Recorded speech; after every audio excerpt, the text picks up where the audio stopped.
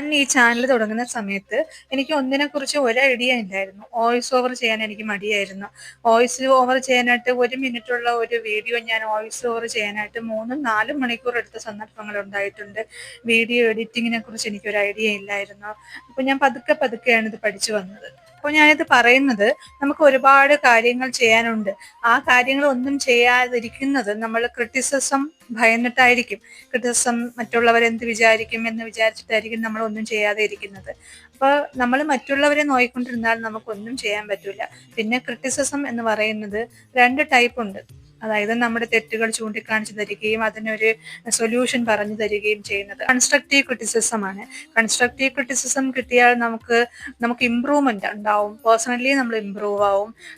നമ്മൾ ഒരുപാട് കാര്യങ്ങൾ പഠിക്കാൻ ശ്രമിക്കും. അങ്ങനെ ഒരുപാട് ഗുഡ് ക്വാളിറ്റീസ് നമുക്കതിൽ നിന്ന് കിട്ടും. So focus your work and help others to.